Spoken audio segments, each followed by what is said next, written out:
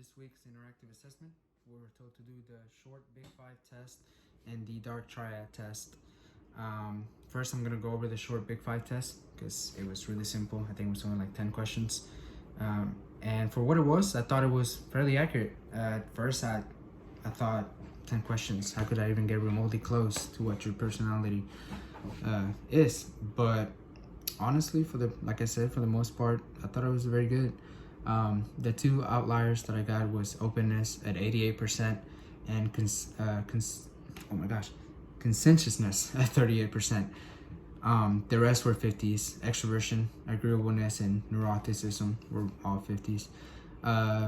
As far as openness, with 88%, I got high scores are unconventional, creative, intellectual, inquisitive, have lively imaginations, and like to listen to new and unusual opinions, which I thought it was very accurate as far as me and my personality, especially that last bit that says I like to listen to new and unusual opinions.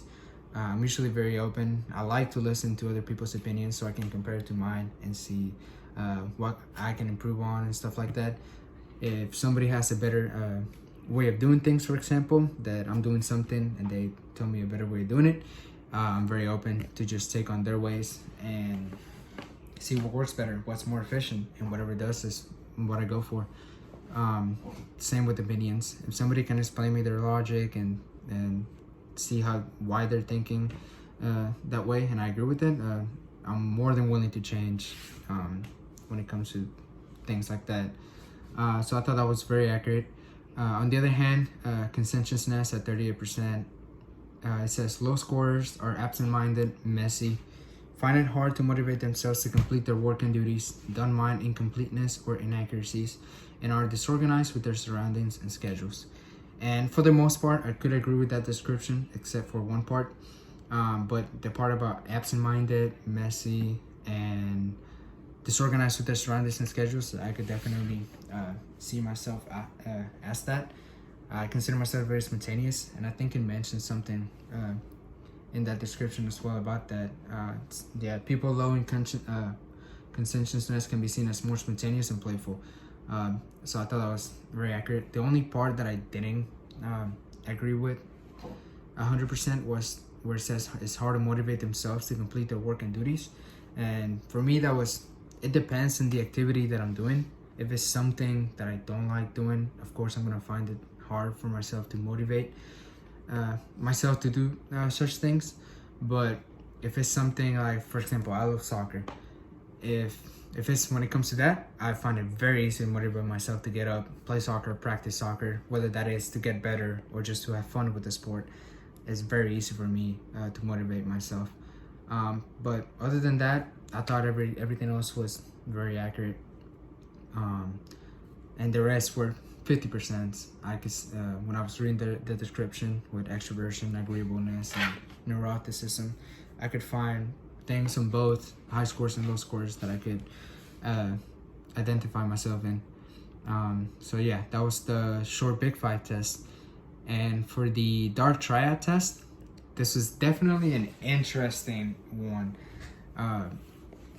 Some of the questions, if not most of the questions, were kind of difficult to answer. I didn't really know how to. I had to sit on some of them for quite a while. But in the end, to be honest, I don't even know how to feel about these test results. I don't know if I agree with them necessarily. But regardless, what I got was 29% narcissism, 40%,